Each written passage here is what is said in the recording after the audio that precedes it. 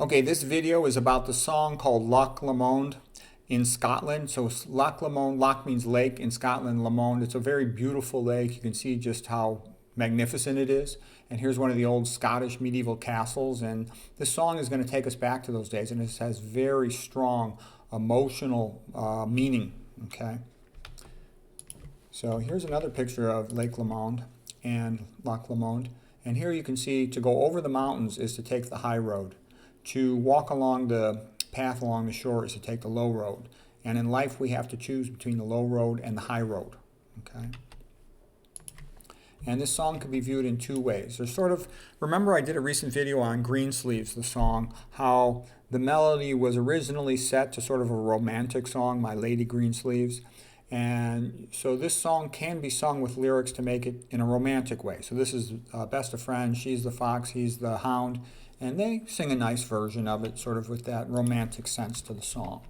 And here's another lady, Ella Roberts. She sings it with her duet partner, sort of from the romantic point of view. Will these lovers ever see each other again? And that. She's got a beautiful Celtic design on her cloak. Okay, but there's another meaning to the song, a much more powerful meaning, the one that resonates with me. And this is Bonnie Prince Charles, who was trying to reestablish the Catholics, and there was an alliance of the French Catholics, the Irish Catholics, the Scottish Catholics, and to restore them to the throne over England and the United Kingdom, if you will. And so, there's more to it than that, but that's the gist of it. And Bonnie Prince Charles was the leader of this group. Okay, but really what I see as the deeper meaning of the song is the idea of to do what's right, to do your duty, even though it's not pleasant, it's difficult, and you might die for it, okay? But that's your duty, okay? And here's sort of where this comes from. Here's Quo Vadis. Quo Vadis is one of the greatest novels ever written by Henry Sienkiewicz, the Polish author, Polish Catholic author. And it was about the time in ancient Rome, about 64 AD, when Nero burned down about half of Rome because he wanted to use that area for building projects. And gee, doesn't that sound familiar? And here's Nero. He fiddled while Rome burned. And in the movie was this couple right here. This is a Roman general, and the woman he's in love with, she is a Christian. She was a barbarian princess, Lygia, who converted to Christianity. Okay, and he fell in love with her.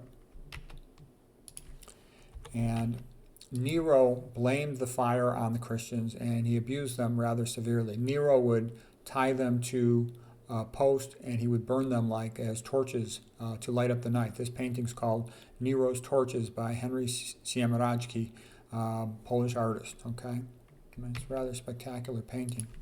So they are scapegoated and abused. Nero also set the Christians out into the Colosseum, and here he has some of them being burned again as torches, and other ones to be sacrificed to the lions.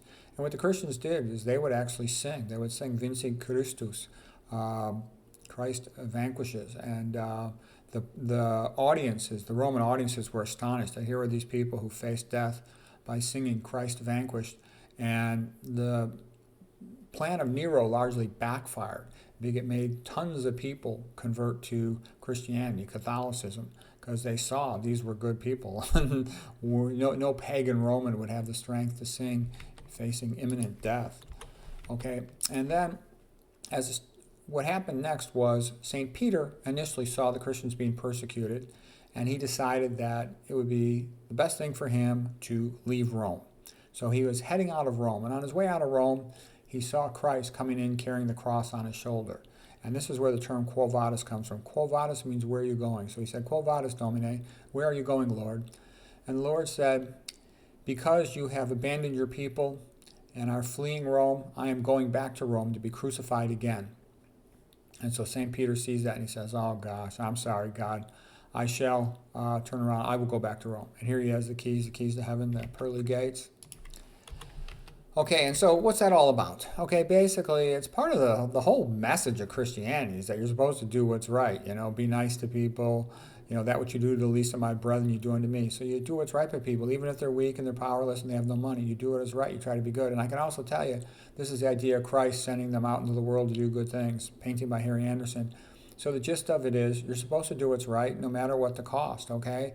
And that's why Christians do more than any other group. All this multiculturalism stuff is BS. You look at the great achievements of mankind, the great music, the great literature, the great architecture, the cathedrals, the great paintings, the Renaissance in Catholic Italy, the pre-Raphaelite brotherhoods, which are largely Protestants in England, but they do the best painting, they do the best literature, they have the best art, the best sculpture, the best architecture, the cathedrals, okay?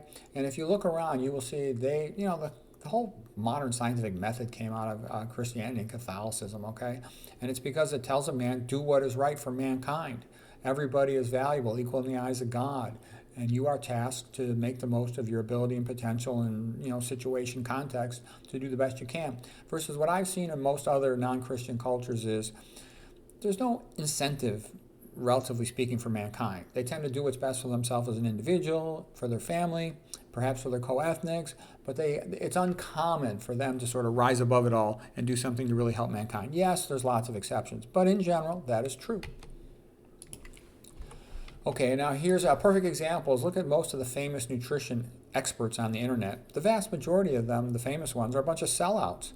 In order to get money from sponsors and make money by selling stuff and for promoting stuff, they sit there and they lie to the pros all the time. They're sitting there telling you soy is good for you and olive oil and omega-3s and old people need more protein and nuts and seeds and coffee's good for you and tea and all this other BS, okay?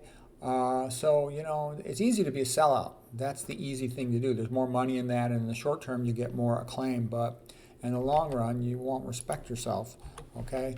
And so, like I said, I would rather be crucified upside down than sell out. I will not sell out. I will continue to do what's right as I promised my mother, myself, and Christ, even if it means being crucified upside down. Okay, now here is Loch Lomond, Peter Hollins, and he's got the best version of Loch Lomond. He has a magnificent voice.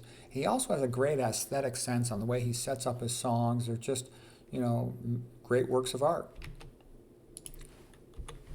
Okay, now here's a Scottish band called Runrig, and they're very popular to play their version of Loch Lomond at rugby games. Here's a singer by the name of Dan Vask, and I say after Peter Hollins, he's got the second best version of Loch Lomond. He just sings it well. He's, musicianship on the harmonica. It's beautiful. Okay, so here's some of the words, by Jan Bonny Banks and by Jan Bonny Braes. Okay, and there's other things. Oh, you'll take the high road and I'll take the low road and I'll be in Scotland afore you.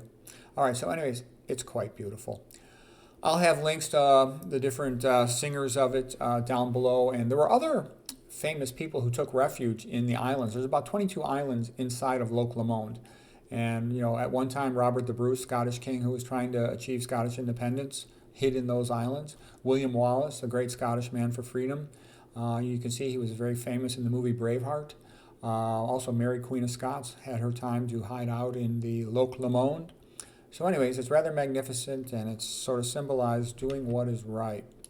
Okay, I hope you enjoyed that.